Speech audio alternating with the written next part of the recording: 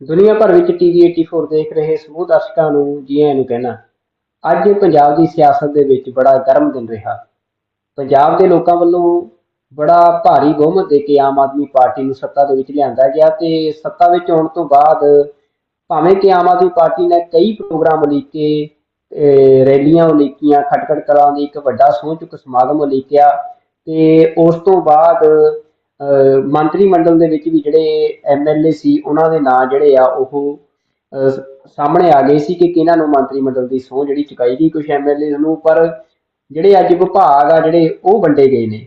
ਹੁਣ ਪੰਜਾਬ ਦੀ ਜਿਹੜੀ ਸਰਕਾਰ ਆ ਉਹ ਆਪਣੇ ਪੂਰੇ ਵਰਕਿੰਗ ਮੋਡ 'ਚ ਦੇਖ ਰਹੀ ਆ। ਉਸਨੇ ਆਪਣੇ ਜਿਹੜੇ ਆ ਅਸੀਂ ਕਹਿ ਸਕਦੇ ਕਿ ਕਾਰਵਾਈਆਂ ਆਰੰਭ ਦਿੱਤੀਆਂ ਨੇ ਤੇ ਉਹਨਾਂ ਕਾਰਵਾਈਆਂ ਦੇ ਵਿੱਚ ਹੁਣ ਵਿਵਾਦ ਵੀ ਜੁੜਨੇ ਸ਼ੁਰੂ ਹੋ ਗਏ ਆ, ਕਿਉਂਕਿ ਅੱਜ ਤੱਕ ਆਮ ਆਦਮੀ ਪਾਰਟੀ ਇੱਕ ਬਦਲ ਦੀ ਗੱਲ ਕਰਦੀ ਆ ਰਹੀ ਸੀ ਕਿ ਜਿਹੜੀ ਰਵਾਇਤੀ ਸਿਆਸਤ ਆ ਉਸ ਤੋਂ ਅਸੀਂ ਵੱਖਰੇ ਆ, ਅਸੀਂ ਵੱਖਰੀ ਸਿਆਸਤ ਕਰਾਂਗੇ।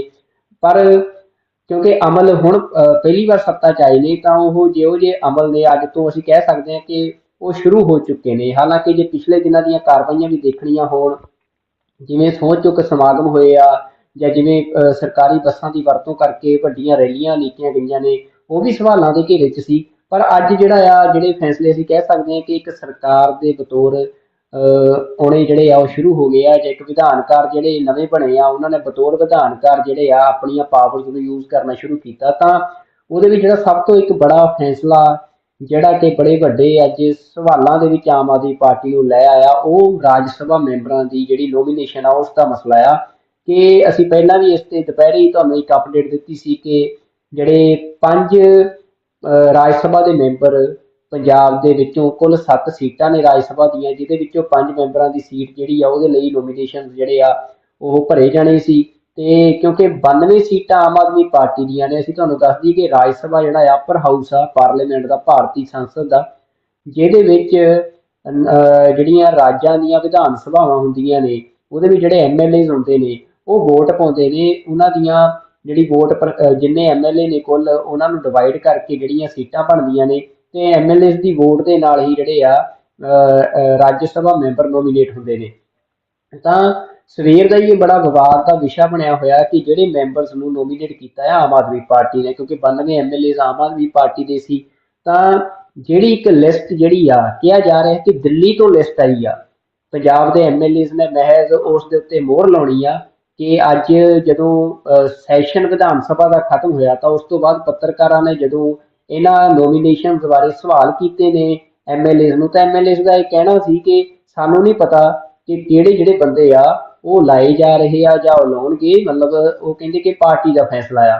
ਤਾਂ ਕਲੀਅਰ ਜੀ ਗੱਲ ਆ ਕਿ ਜਿਹੜੀ ਇਹ ਗੱਲ ਉੱਠ ਰਹੀ ਸੀ ਕਿ ਪੰਜਾਬ ਦੀ ਸਰਕਾਰ ਦਿੱਲੀ ਤੋਂ ਚੱਲੇਗੀ, ਤਾਂ ਉਹ ਅੱਜ ਸਪਸ਼ਟ ਜਿਹੜਾ ਆ ਨਜ਼ਰ ਆ ਰਿਹਾ ਆ ਤੇ ਬੜਾ ਵਿਰੋਧ ਜਿਹੜਾ ਆ ਇਸ ਫੈਸਲੇ ਦਾ ਹੋ ਰਿਹਾ। ਤੁਹਾਨੂੰ ਜਿਵੇਂ ਹੁਣ ਤੱਕ ਤੁਹਾਨੂੰ ਇਹ ਅਪਡੇਟ ਮਿਲ ਹੀ ਚੁੱਕੀ ਹੋਵੇਗੀ, ਮੈਂ ਇੱਕ ਵਾਰ ਫਿਰ ਰਿਪੀਟ ਕਰਨਾ ਚਾਹੁੰਦਾ ਕਿ ਜਿਹੜੀਆਂ 5 ਮੈਂਬਰ ਨੋਮੀਨੇਟ ਕੀਤੇ ਜਾ ਰਹੇ ਆਮ ਆਦਮੀ ਪਾਰਟੀ ਵੱਲੋਂ ਜਾਂ ਇਲੈਕਟ ਕਰਕੇ ਰਾਜ ਸਭਾ ਭੇਜੇ ਜਾ ਰਹੇ ਆ, ਉਹਨਾਂ ਦੇ ਵਿੱਚ 2 ਮੈਂਬਰ ਜਿਹੜੇ ਆ ਉਹ ਸਿੱਧੇ ਸਿੱਧੇ ਹੀ ਅਜਿਹੇ ਆ ਜਿਨ੍ਹਾਂ ਦਾ ਪੰਜਾਬ ਨਾਲ ਕੋਈ ਵਾਹ ਵਾਸਤਾ ਨਹੀਂ, ਪੰਜਾਬ ਨਾਲ ਕੋਈ ਸਬੰਧ ਨਹੀਂ, ਜਿਨ੍ਹਾਂ ਦੇ ਵਿੱਚ ਸੰਦੀਪ ਪਾਠਕ ਜਿਹੜੇ ਕਿ ਅਰਵਿੰਦ ਕੇਜਰੀਵਾਲ ਦੇ ਬੇਹੱਦ ਕਰੀਬੀ ਨੇ ਤੇ ਜਿਨ੍ਹਾਂ ਨੂੰ ਆਮ ਆਦਮੀ ਪਾਰਟੀ ਦਾ ਸਟ੍ਰੈਟੇਜਿਸਟ ਵੀ ਕਿਹਾ ਜਾਂਦਾ ਕਿ ਜਿਹੜਾ ਨੀਤੀ ਘੜਾ ਕਿਹਾ ਜਾਂਦਾ ਆ। ਤੇ ਆਈਆਈਟੀ ਜਿਹੜੀ ਆ ਇੰਡੀਅਨ ਇੰਸਟੀਚਿਊਟ ਆਫ ਟੈਕਨੋਲੋਜੀ, ਜਿਹੜੇ ਬੜੇ ਹਾਇਰ ਇੰਸਟੀਚਿਊਟਸ ਨੇ ਉਹਨਾਂ ਦੇ ਵਿੱਚੋਂ ਪ੍ਰੋਫੈਸਰ ਨੇ ਤੇ ਆਈਟੀ ਸੈਕਟਰ ਦੇ ਮਾਹਰ ਨੇ। ਤੇ ਸੰਦੀਪ ਪਾਠਕ ਨੂੰ ਜਿਹੜਾ ਨੋਮੀਨੇਟ ਕੀਤਾ ਜਾ ਰਿਹਾ ਪੰਜਾਬ ਦੀ ਰਾਜ ਸਭਾ ਸੀਟ ਵਾਸਤੇ, ਜਦ ਕਿ ਉਹਨਾਂ ਦਾ ਪੰਜਾਬ ਨਾਲ ਕੋਈ ਵਾਹ ਵਾਸਤਾ ਨਹੀਂ। ਉਹ ਛੱਤੀਸਗੜ੍ਹ ਨਾਲ ਉਹਨਾਂ ਦਾ ਜਿਹੜਾ ਆ ਪਿਛੋਕੜ ਜੁੜਦਾ ਆ। ਉਸ ਤੋਂ ਇਲਾਵਾ ਰਾਘਵ ਚੱਡਾ ਜਿਹੜੇ ਆ ਅਰਵਿੰਦ ਕੇਜਰੀਵਾਲ ਦੇ ਹੋਰ ਬੇਹੱਦ ਕਰੀਬੀ ਨੇ ਤੇ ਦਿੱਲੀ ਦੇ ਐਮਐਲਏ ਨੇ, ਪੰਜਾਬ ਨਾਲ ਉਹਨਾਂ ਦਾ ਕੋਈ ਸੰਬੰਧ ਨਹੀਂ ਆ, ਉਹ ਦਿੱਲੀ ਦੇ ਐਮਐਲਏ ਨੇ ਤੇ ਦਿੱਲੀ ਦੇ ਐਮਐਲਏ ਨੂੰ ਪੰਜਾਬ ਦੀ ਰਾਜ ਸਭਾ ਸੀਟ ਲਈ ਨਾਮਜ਼ਦ ਕੀਤਾ ਗਿਆ, ਪੰਜਾਬ ਦੀ ਰਾਜ ਸਭਾ ਸੀਟ ਤੇ ਭੇਜਿਆ ਜਾ ਰਿਹਾ ਹੈ। ਰਾਘਵ ਚੱਡਾ ਬਾਰੇ ਪੰਜਾਬ ਦੇ ਲੋਕ ਜ਼ਿਆਦਾਤਰ ਜਾਣਦੇ ਨੇ ਕਿ ਪੰਜਾਬ ਦੀ ਜਿਹੜੀ ਆਮ ਆਦਮੀ ਪਾਰਟੀ ਦੀ ਇਲੈਕਸ਼ਨ ਕੈਂਪੇਨ ਸੀ ਉਹਦੇ ਵਿੱਚ ਵੀ ਇੱਕ ਅਹਿਮ ਫੇਸ ਜਿਹੜੇ ਹੋ ਰਹੇ ਆ। ਇਸ ਤੋਂ ਇਲਾਵਾ ਜਿਹੜਾ ਤੀਜਾ ਨਾਮ ਆ ਹਰਭਜਨ ਸਿੰਘ, ਜਿਹੜੇ ਕਿ ਕ੍ਰਿਕਟਰ ਨੇ, ਜਿਨ੍ਹਾਂ ਬਾਰੇ ਕਿ ਇਹ ਗੱਲ ਕਹੀ ਜਾਂਦੀ ਆ ਕਿ ਉਹ ਬੜੀ ਉਹਨਾਂ ਦੀ ਨੈਸ਼ਨਲਿਸਟਿਕ ਅਪਰੋਚ ਆ ਕਿ ਚਾਹੇ ਪੋਲੀਟੀਕਲ ਇਸ਼ੂਜ਼ ਹੋਣ ਤਾਂ ਉਹਦੇ ਤੇ ਲਗਾਤਾਰ ਉਹ ਨੈਸ਼ਨਲਿਸਟਿਕ ਅਪਰੋਚ ਲੈ ਕੇ ਚੱਲਦੇ ਰਹੇ ਨੇ ਤੇ ਪੰਜਾਬ ਦੀ ਪੋਲੀਟਿਕਸ ਦੇ ਵਿੱਚ ਉਹਨਾਂ ਦਾ ਕੋਈ ਬਹੁਤਾ ਜ਼ਿਆਦਾ ਉਹਨਾਂ ਦੇ ਸਰੋਕਾਰ ਨਹੀਂ। ਭਾਵੇਂ ਪੰਜਾਬ ਦੇ ਮਸਲੇ ਹੋਣ, ਪੰਜਾਬ ਦੇ ਇਸ਼ੂਜ਼ ਹੋਣ, ਉਹਨਾਂ ਦੇ ਉੱਤੇ ਉਹ ਕਦੇ ਵੀ ਜ਼ਿਆਦਾ ਅਸੀਂ ਕਹਿ ਸਕਦੇ ਹਾਂ ਕਿ ਵੋਕਲ ਨਹੀਂ ਰਹੇ ਆ। ਪਰ ਉਹਨਾਂ ਨੂੰ ਵੀ ਆਮ ਆਦਮੀ ਪਾਰਟੀ ਵੱਲੋਂ ਜਿਹੜੀ ਆ ਇਹ ਟਿਕਟ ਜਿਹੜਾ ਆ ਰਾਜ ਸਭਾ ਦੀ ਸੀਟ ਤੇ ਭੇਜਿਆ ਜਾ ਰਿਹਾ ਹੈ। ਉਸ ਤੋਂ ਇਲਾਵਾ LPU ਲਵਲੀ ਪ੍ਰੋਫੈਸ਼ਨਲ ਯੂਨੀਵਰਸਿਟੀ ਦੇ ਜਿਹੜੇ ਸੰਸਥਾਪਕ ਨੇ, ਚਾਂਸਲਰ ਨੇ ਅਸ਼ੋਕ ਕੁਮਾਰ ਮਿੱਤਲ, ਉਹ ਚੌਥੇ ਸ਼ਖਸ ਨੇ ਜਿਨ੍ਹਾਂ ਨੂੰ ਰਾਜ ਸਭਾ ਦੀ ਸੀਟ ਦੇ ਲਈ ਆਮ ਆਦਮੀ ਪਾਰਟੀ ਵੱਲੋਂ ਭੇਜਿਆ ਜਾ ਰਿਹਾ ਹੈ। ਤੇ ਲਵਲੀ ਪ੍ਰੋਫੈਸ਼ਨਲ ਯੂਨੀਵਰਸਿਟੀ ਇੱਕ ਪ੍ਰਾਈਵੇਟ ਇੰਸਟੀਚਿਊਟ ਆ, ਪ੍ਰਾਈਵੇਟ ਯੂਨੀਵਰਸਿਟੀ ਆ। ਉਸਦੇ ਮਤਲਬ ਇਹ ਕਿਹਾ ਜਾ, ਕਿਉਂਕਿ ਆਮ ਆਦਮੀ ਪਾਰਟੀ ਤੇ ਵੀ ਬੜਾ ਵੱਡਾ ਸਵਾਲ ਖੜਾ ਹੋ ਰਿਹਾ ਹੈ ਕਿ ਜਿੱਥੇ Aam Aadmi party private education ਨੂੰ, ਸਿੱਖਿਆ ਦੇ ਨਿੱਜੀਕਰਨ ਨੂੰ ਜਦੋਂ ਵਿਰੋਧੀ ਧਿਰ 'ਚ ਸੀ ਉਦੋਂ ਬੜਾ ਨਿਸ਼ਾਨੇ ਤੇ ਲੈਂਦੀ ਰਹੀ ਆ ਕਿ ਜਿਹੜਾ ਸਿੱਖਿਆ ਦਾ ਨਿੱਜੀਕਰਨ ਆ ਜਾਂ ਪ੍ਰਾਈਵੇਟਾਈਜੇਸ਼ਨ ਆਫ ਐਜੂਕੇਸ਼ਨ ਆ, ਉਸ ਨੇ ਕਿਵੇਂ ਐਜੂਕੇਸ਼ਨ ਨੂੰ ਗਰੀਬ ਲੋਕਾਂ ਤੋਂ, ਆਮ ਲੋਕਾਂ ਤੋਂ ਦੂਰ ਲੈ ਗਈ ਆ ਤੇ ਕਿਵੇਂ ਐਜੂਕੇਸ਼ਨ ਜਿਹੜੀ ਮਹਿੰਗੀ ਆ ਇੱਕ ਬਿਜ਼ਨਸ ਟੂਲ ਬਣ ਚੁੱਕੀ ਆ, ਬੜੇ ਜਿਹੜੇ ਸਰਮਾਏਦਾਰ ਨੇ ਉਹਨਾਂ ਦੇ ਲਈ ਇੱਕ ਕਮਾਈ ਦਾ ਸਾਧਨ ਬਣ ਚੁੱਕੀ ਆ। ਤਾਂ ਆਮ ਆਦਮੀ ਪਾਰਟੀ ਇਹਨਾਂ ਗੱਲਾਂ ਦੇ ਉੱਤੇ ਵੋਕਲ ਰਹੀ ਆ, ਹਮੇਸ਼ਾ ਜਿਹੜੀਆਂ ਸੱਤਾਧਾਰੀ ਧਿਰਾਂ ਸੀ ਉਹਨਾਂ ਨੂੰ ਘੇਰਦੀ ਰਹੀ ਆ ਕਿ ਇਹਨਾਂ ਜਿਹੜੇ ਇਹੋ ਜਿਹੇ ਲੋਕ ਨੇ ਜਿਹੜੇ ਬੜੇ ਸਰਮਾਏਦਾਰ ਨੇ, ਚਾਹੇ ਉਹ ਐਜੂਕੇਸ਼ਨ ਦੀ ਫੀਲਡ 'ਚ ਹੋਣ ਜਾਂ ਹੋਰ ਫੀਲਡ ਦੇ ਵਿੱਚ ਹੋਣ, ਉਹ ਕਿਵੇਂ ਫੰਡਿੰਗ ਕਰਦੇ ਨੇ ਪੋਲੀਟੀਕਲ ਪਾਰਟੀਜ਼ ਨੂੰ ਤੇ ਉਹ ਕਿਵੇਂ ਪੋਲੀਟੀਕਲ ਪਾਰਟੀਜ਼ ਉਹਨਾਂ ਦੇ ਇੰਟਰਸਟ ਜਿਹੜੇ ਆ ਉਹਨਾਂ ਨੂੰ ਪੂਰਾ ਕਰਦੀਆਂ ਨੇ। ਤਾਂ ਹੁਣ ਆਮ ਆਦਮੀ ਪਾਰਟੀ ਦੇ ਉੱਤੇ ਜਦੋਂ ਇਹ ਸਮਾਂ ਆਇਆ ਸੀ ਕਿ ਉਸਦੇ ਕੋਲ ਇੱਕ ਵੱਡਾ ਮੈਂਡੇਟ ਸੀ ਤੇ ਉਸਨੇ ਰਾਜ ਸਭਾ ਦੇ ਲਈ ਬੰਦੇ ਭੇਜਣੇ ਸੀ, ਤਾਂ ਉਹਨਾਂ ਦੇ ਵਿੱਚ ਇੱਕ ਸ਼ਖਸ ਉਹ ਚੁਣਿਆ ਗਿਆ ਜੋ ਪੰਜਾਬ ਦੇ ਵਿੱਚ ਇੱਕ ਬੜੇ ਵੱਡੇ ਪ੍ਰਾਈਵੇਟ ਐਜੂਕੇਸ਼ਨਲ ਇੰਸਟੀਚਿਊਟ ਦਾ ਸੰਸਥਾਪਕ ਆ ਤੇ ਬਿਜ਼ਨਸਮੈਨ ਆ। ਤੇ ਉਸ ਤੋਂ ਇਲਾਵਾ ਇੱਕ ਹੋਰ ਬਿਜ਼ਨਸਮੈਨ ਜਿਹੜਾ ਆ ਉਸ ਨੂੰ ਆਮ ਆਦਮੀ ਪਾਰਟੀ ਦੀ ਇਸ ਲਿਸਟ ਦੇ ਵਿੱਚ ਸ਼ਾਮਲ ਕੀਤਾ ਗਿਆ, ਉਹ ਸੰਜੀਵ ਅਰੋੜਾ। ਬੜੇ ਵੱਡੇ ਬਿਜ਼ਨਸਮੈਨ ਨੇ। ਹਾਲਾਂਕਿ ਸੰਜੀਵ ਅਰੋੜਾ ਦੇ ਨਾਲ ਕਈ ਹੋਰ ਵਿਵਾਦ ਵੀ ਜੁੜਦੇ ਜਾ ਰਹੇ ਨੇ, ਪਰ ਅਸੀਂ ਉਹਨਾਂ ਦੀ ਤਸਦੀਕ ਨਹੀਂ ਕਰਦੇ, ਪੁਸ਼ਟੀ ਨਹੀਂ ਕਰਦੇ। ਪਰ ਡਾਕਟਰ ਧਰਮਵੀਰ ਗਾਂਧੀ ਨੇ ਇਹ ਕੁਝ ਪੋਸਟਾਂ ਸ਼ੇਅਰ ਕੀਤੀਆਂ ਨੇ ਆਪਣੀ ਫੇਸਬੁੱਕ ID ਤੋਂ, ਜਿਹਦੇ ਵਿੱਚ ਉਹਨਾਂ ਨੇ ਦਾਅਵਾ ਕੀਤਾ ਕਿ ਸੰਜੀਵ ਅਰੋੜਾ ਦਾ ਜਿਹੜਾ ਸਬੰਧ ਆ ਉਹ BJP ਦੇ ਨਾਲ ਆ, ਉਹ RSS ਦੇ ਨੇੜੇ ਨੇ ਤੇ ਬੜੇ ਵੱਡੇ ਇਲਜ਼ਾਮ ਜਿਹੜੇ ਡਾਕਟਰ ਧਰਮਵੀਰ ਗਾਂਧੀ ਨੇ ਲਾਏ ਆ। ਪਰ ਆਮ ਆਦਮੀ ਪਾਰਟੀ ਉਹਨਾਂ ਨੂੰ ਇੱਕ ਬਿਜ਼ਨਸਮੈਨ ਵਜੋਂ ਜਿਹੜਾ ਆ ਪੇਸ਼ ਕਰ ਰਹੀ ਆ ਤੇ ਆਮ ਆਦਮੀ ਪਾਰਟੀ ਨੇ ਉਹਨਾਂ ਨੂੰ ਆਪਣੀ ਲਿਸਟ ਦੇ ਵਿੱਚ ਸ਼ਾਮਲ ਕੀਤਾ। ਤਾਂ ਇਹ 5 ਬੰਦੇ ਨੇ ਜਿਹੜੀਆਂ ਬੜੀਆਂ ਅਹਿਮ ਪੋਸਟਿੰਗਸ ਨੇ, ਜਿਹੜੀਆਂ ਪਹਿਲੀਆਂ ਆਪਾਂ ਕਹਿ ਸਕਦੇ ਹਾਂ ਨੋਮੀਨੇਸ਼ਨਸ ਨੇ ਜਾਂ ਚੋਣ ਹੈ ਜਿਹੜੀ ਕਿ ਪੰਜਾਬ ਦੇ ਲੋਕਾਂ ਨੇ MLA ਚੁਣੇ ਨੇ ਤੇ ਅੱਗੇ MLAs ਨੇ ਜਿਹੜੇ 5 ਬੰਦੇ ਚੁਣੇ ਆ ਰਾਜ ਸਭਾ ਦੇ ਵਿੱਚ ਜਾਣ ਲਈ। ਹੁਣ ਉਹਨਾਂ ਦੀ ਚੋਣ ਤੇ ਇੱਕ ਵੱਡਾ ਸਵਾਲ ਖੜਾ ਹੋ ਗਿਆ ਕਿ ਕੀ ਇਹ ਲਿਸਟ ਜਾਂ ਜਿਹੜੇ ਇਹ ਬੰਦੇ ਚੁਣੇ ਗਏ ਆ, ਕੀ ਇਹ ਪੰਜਾਬ ਦੀਆਂ ਭਾਵਨਾਵਾਂ ਦੇ ਅਨੁਕੂਲ ਨੇ? ਕੀ ਇਹ ਆਮ ਆਦਮੀ ਨੇ? ਕੀ ਇਹ ਆਮ ਆਦਮੀ ਦੀ ਭਾਵਨਾ ਨੂੰ ਪੂਰਾ ਕਰਦੇ ਨੇ? ਕੀ ਜੋ ਗੱਲਾਂ ਆਮ ਆਦਮੀ ਪਾਰਟੀ ਜਿਹੜੀ ਆ ਉਸ ਵਿਰੋਧੀ ਧਿਰ 'ਚ ਹੁੰਦਿਆਂ ਕਰਦੀ ਰਹੀ ਆ, ਕੀ ਇਹ ਜਿਹੜੀਆਂ ਨਿਯੁਕਤੀਆਂ ਨੇ ਜਾਂ ਜਿਹੜੀਆਂ ਨੋਮੀਨੇਸ਼ਨਸ ਨੇ ਉਹਦੇ ਨਾਲ ਮੇਲ ਖਾਂਦੀਆਂ ਨੇ? ਪੰਜਾਬ ਦੇ ਲੋਕਾਂ ਦੀ ਜੇ ਨਬਜ਼ ਫੜਨੀ ਹੋਵੇ ਤਾਂ ਮੈਂ ਕਹਿ ਸਕਦਾ ਕਿ ਇਹ ਮਤਲਬ ਆਮ ਲੋਕ ਜਿਹੜੇ ਆ ਉਹ ਸ਼ਾਇਦ ਇਸ ਗੱਲ ਦੇ ਨਾਲ ਤਵੱਕੋ ਨਹੀਂ ਰੱਖ ਰਹੇ ਕਿ ਇਹ ਜਿਹੜਾ ਵਤੀਰਾ ਆ ਇਹ ਉਹ ਵਤੀਰਾ ਨਹੀਂ ਜਿਹੜਾ ਆਮ ਆਦਮੀ ਪਾਰਟੀ ਜਦੋਂ ਵਿਰੋਧੀ ਧਿਰ 'ਚ ਸੀ ਜਿਹੋ ਜਿਹੀਆਂ ਗੱਲਾਂ ਉਦੋਂ ਕਰਦੀ ਸੀ। ਤਾਂ ਮੈਂ ਤੁਹਾਡੇ ਨਾਲ ਇੱਕ ਪੋਸਟ ਸਾਂਝੀ ਕਰ ਰਿਹਾ ਜਿਹੜੀ ਸੋਸ਼ਲ ਮੀਡੀਆ ਦੇ ਉੱਤੇ ਬੜੀ ਵਾਇਰਲ ਹੋ ਰਹੀ ਆ, ਜਿਹਦੇ ਵਿੱਚ ਲੋਕ ਜਿਹੜੇ ਆ, ਅਸੀਂ ਕਹਿ ਸਕਦੇ ਕਿ ਆਮ ਆਦਮੀ ਪਾਰਟੀ ਦੇ ਸਪੋਰਟਰਸ ਜਿਹੜੇ ਆ ਜਿਨ੍ਹਾਂ ਨੇ ਵੋਟ ਪਾਈ ਆਮ ਆਦਮੀ ਪਾਰਟੀ ਨੂੰ, ਉਹ ਆਪਣੇ ਹਲਕਿਆਂ ਦੇ MLAs ਨੂੰ ਟੈਗ ਕਰਕੇ ਤੇ ਪੋਸਟ ਜਿਹੜੀ ਆ ਕਾਪੀ ਪੇਸਟ ਕਰ ਰਹੇ ਆ, ਜਿਹਦੇ ਵਿੱਚ ਇਹ ਲਿਖਿਆ ਗਿਆ, ਮੈਂ ਉਹਦੀ ਸ਼ਬਦਾਵਲੀ ਤੁਹਾਡੇ ਨਾਲ ਸਾਂਝੀ ਕਰਨੀ ਚਾਹੁੰਦਾ। ਸਾਡੇ ਹਲਕੇ ਦੇ MLA ਸਹਿਬਾਨ ਜੀਓ, ਬੇਨਤੀ ਹੈ ਕਿ ਤੁਹਾਡੀ ਪਾਰਟੀ ਨੇ ਰਾਜ ਸਭਾ ਲਈ ਜਿਹੜੀਆਂ ਨੋਮੀਨੇਸ਼ਨ ਦਿੱਤੀਆਂ ਨੇ ਉਹ ਸ਼ਰੇਆਮ ਪੰਜਾਬ ਅਤੇ ਪੰਜਾਬੀਅਤ ਦੇ ਵਿਰੋਧ 'ਚ ਭੁਗਤਦੀਆਂ ਨੇ। ਬਹੁਤ ਮੁੱਦਿਆਂ ਉੱਪਰ ਵੱਖ-ਵੱਖ ਸਟੇਟਾਂ ਦੇ ਵਿਚਾਰ ਵਿਰੋਧ ਵਿੱਚ ਭੁਗਤਦੇ ਨੇ, ਮਸਲਨ ਪਾਣੀਆਂ ਦਾ ਮੁੱਦਾ।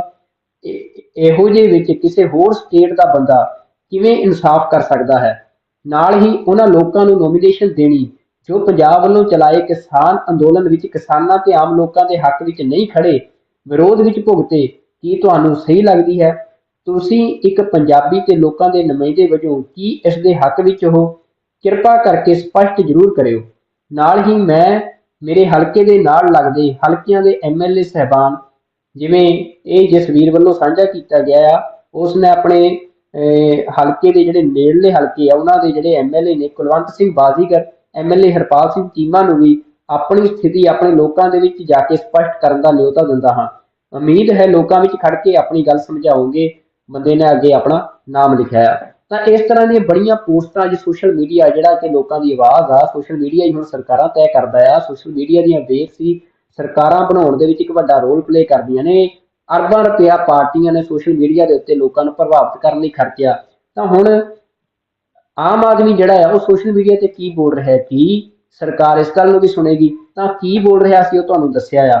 ਇਸ ਦੇ ਨਾਲ ਹੀ ਜਿਹੜਾ ਇੱਕ ਇੱਕ ਚਿੱਠੀ ਆ, ਕਿਉਂਕਿ ਪੰਜਾਬ ਦੇ ਵਿੱਚ ਅੱਜ ਵਿਧਾਨ ਸਭਾ ਦਾ ਸੈਸ਼ਨ ਸੀ, ਸਾਰੇ ਸੱਤਾਧਾਰੀ ਧਿਰ ਦੇ ਐਮਐਲਏ ਜਿਹੜੇ ਆ, ਉਸ ਤੋਂ ਇਲਾਵਾ ਵਿਰੋਧੀ ਧਿਰਾਂ ਜਿਹੜੀਆਂ ਨੇ ਉਹਨਾਂ ਦੇ ਐਮਐਲਏ ਵੀ ਚੰਡੀਗੜ੍ਹ ਪਹੁੰਚੇ ਹੋਏ ਸੀ। ਤਾਂ ਉੱਥੇ ਅਮਰਿੰਦਰ ਸਿੰਘ ਰਾਜਾ ਵੜਿੰਗ ਜਿਹੜੇ ਆ ਕਾਂਗਰਸ ਦੇ ਐਮਐਲਏ ਨੇ, ਉਹਨਾਂ ਨੇ ਇੱਕ ਚਿੱਠੀ ਲਿਖੀ ਆ ਭਗਵੰਤ ਮਾਨ ਨੂੰ।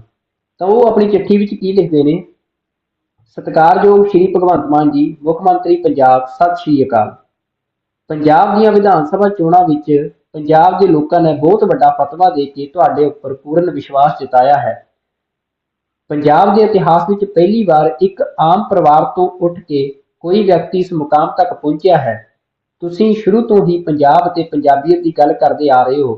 ਹੁਣ ਪੰਜਾਬ ਅਤੇ ਪੰਜਾਬੀਅਤ ਦੀ ਉਹ ਸੋਚ ਉੱਪਰ ਪਹਿਰਾ ਦੇਣ ਦਾ ਸਮਾਂ ਆ ਗਿਆ ਹੈ।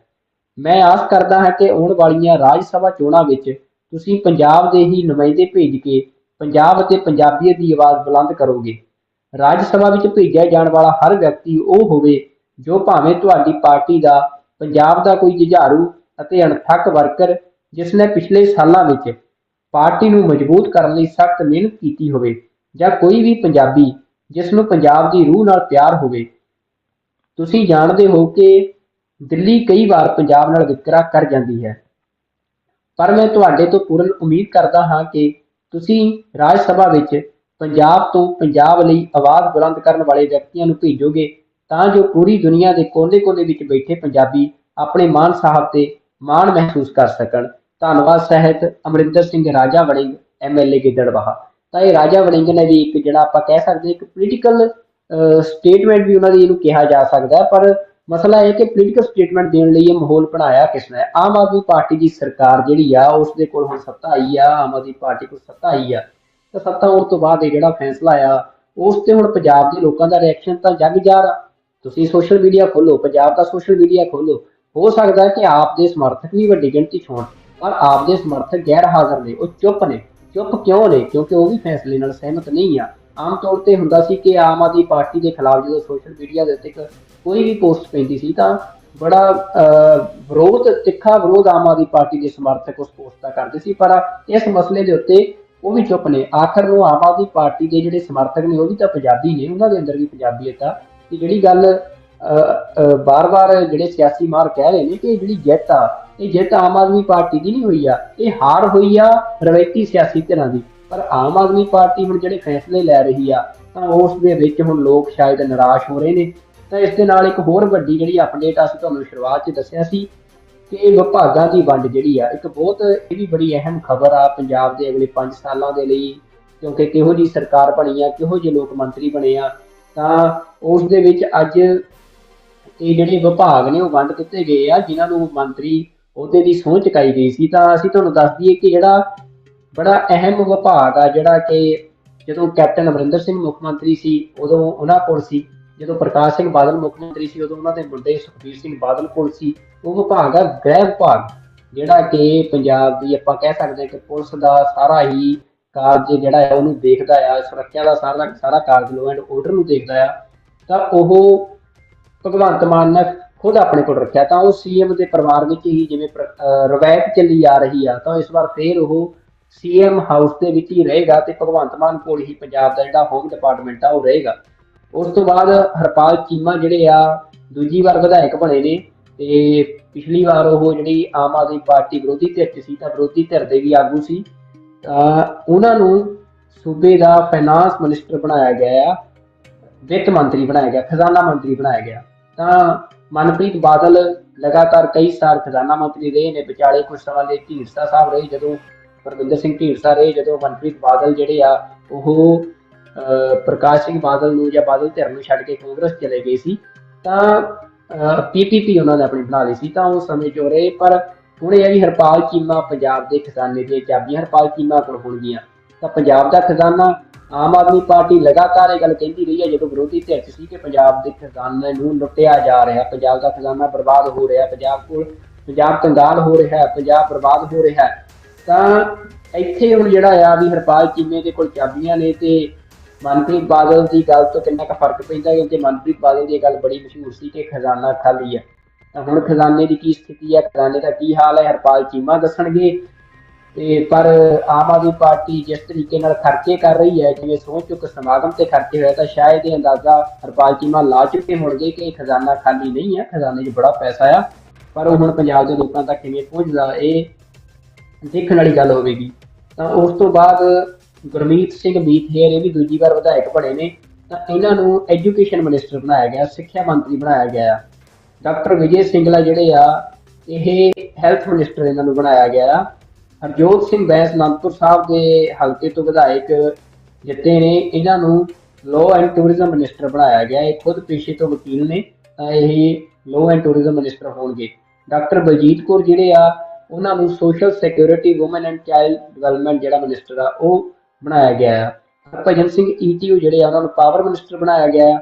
ਪਾਵਰ ਦਾ ਵੀ ਬੜਾ ਅਹਿਮ ਮਹਿਕਮਾ, ਕਿਉਂਕਿ ਪੰਜਾਬ ਦੇ ਵਿੱਚ ਤੁਸੀਂ ਜਾਣਦੇ ਹੋ ਕਿ ਪਿਛਲੀਆਂ ਸਰਕਾਰਾਂ ਦੇ ਵੇਲੇ ਜਿਹੜਾ ਆ ਬੜਾ ਮਸਲਾ ਗੰਭੀਰ ਬਣਿਆ ਰਿਹਾ ਜਿਹੜੇ ਪਾਵਰ ਐਗਰੀਮੈਂਟਸ ਦਾ ਹੈ। ਤਾਂ ਹੁਣ ਆਮ ਆਦਮੀ ਪਾਰਟੀ ਦੀ ਸਰਕਾਰ ਆ ਤੇ ਪਾਵਰ ਐਗਰੀਮੈਂਟਸ ਦੇ ਮਾਮਲੇ 'ਚ ਕਿਵੇਂ ਨਜਿੱਠਦੇ ਨੇ ਸਾਰੇ ਮਸਲੇ ਨੂੰ, ਇਹਦੇ ਤੇ ਵੀ ਸਾਰਿਆਂ ਦੀ ਅੱਖ ਬਣੀ ਰਹੂਗੀ।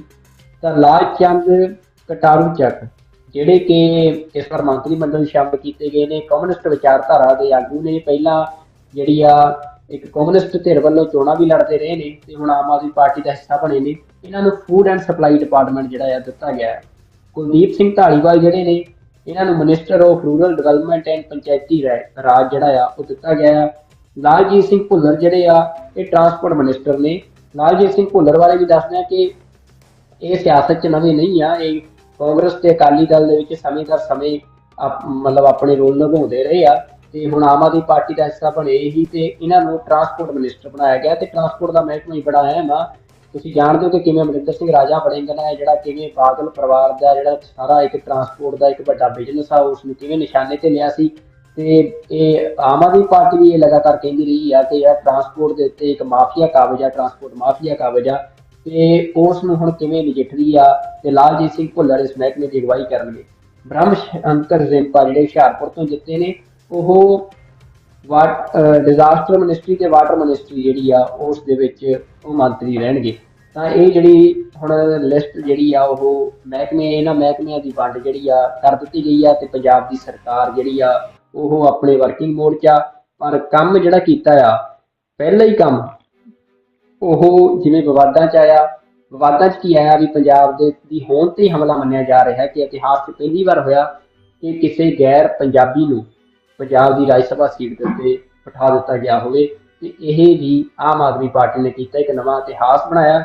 ਤਾਂ ਇਹ ਅਸੀਂ ਤੁਹਾਨੂੰ ਸਾਰੀ ਰਿਪੋਰਟ ਦੱਸੀ ਆ ਕਿ ਜੋ ਅੱਜ ਇੱਕ ਕਹਿ ਸਕਦੇ ਹਾਂ ਕਿ ਸੈਸ਼ਨ ਸੀ ਵਿਧਾਨ ਸਭਾ ਦਾ, ਉਸ ਦਾ ਜਿਹੜਾ ਦੂਜਾ ਦਿਨ ਸੀ, ਜਿਵੇਂ ਉੱਥੇ ਸਾਰੀ ਕਾਰਵਾਈ ਹੋਈ ਆ ਉਹ ਵੀ ਤੁਸੀਂ ਦੇਖ ਲਈ ਹੋਵੇਗੀ, ਜਿਵੇਂ ਸਟੇਟਮੈਂਟਸ ਦਿੱਤੀਆਂ ਨੇ ਵੱਖ-ਵੱਖ ਆਗੂਆਂ ਨੇ। ਪਰ ਮਸਲਾ ਜਿਹੜਾ ਚਰਚਾ 'ਚ ਆ ਉਹ ਰਾਜ ਸਭਾ ਮੈਂਬਰੀ ਦਾ ਹੀ ਆ ਤੇ ਉਸ ਦੇ ਉੱਤੇ ਹੁਣ ਅੱਗੇ ਅਗਲੇ ਦਿਨਾਂ ਦੇ ਵਿੱਚ ਪੰਜਾਬ ਦੀ ਸਿਆਸਤ ਕੀ ਰੰਗ ਲੈਂਦੀ ਹੈ, ਕੀ ਪੰਜਾਬ ਦੇ ਲੋਕਾਂ ਦੀ ਆਵਾਜ਼ ਨੂੰ ਪੰਜਾਬ ਦੇ ਇਹ ਨਵੇਂ ਚੁਣੇ ਹੋਏ ਐਮਐਲਏ ਸੁਣਦੇ ਨੇ, ਜਾਂ ਜਿਵੇਂ ਰਵਾਇਤੀ ਤਰ੍ਹਾਂ ਕਰਦੀਆਂ ਰਹੀਆਂ ਨੇ ਕਿ ਜੋ ਫੈਸਲਾ ਦਿੱਲੀ ਨੂੰ ਆਇਆ ਉਸ ਨੂੰ ਮੰਨ ਕੇ ਤੇ ਆਪਣੀ ਗੱਡੀ 'ਚ ਬੈਠੇ ਤੇ ਆਪੋ ਆਪਣੀਆਂ ਕੋਠੀਆਂ ਨੂੰ ਰਵਾਨਾ ਹੋਏ। ਜਾਂ ਉਹੀ ਚੀਜ਼ ਚੱਲੂਗੀ, ਜਾਂ ਪੰਜਾਬ ਦੀ ਗੱਲ, ਪੰਜਾਬ ਦੇ ਲੋਕਾਂ ਦੀ ਗੱਲ ਇਹ ਨਵੇਂ ਚੁਣੇ ਹੋਏ ਵਿਧਾਇਕ ਸੁਣਨਗੇ। ਤਾਂ ਇਸ ਦੇ ਉੱਤੇ ਨਜ਼ਰ ਬਣੀ ਰਹੂਗੀ। ਤਾਂ ਸਾਡੇ ਨਾਲ ਜੁੜਨ ਲਈ ਤੁਹਾਡਾ ਬਹੁਤ ਬਹੁਤ ਧੰਨਵਾਦ। ਵਾਹਿਗੁਰੂ ਜੀ ਕਾ ਖਾਲਸਾ, ਵਾਹਿਗੁਰੂ ਜੀ ਕੀ ਫਤਿਹ।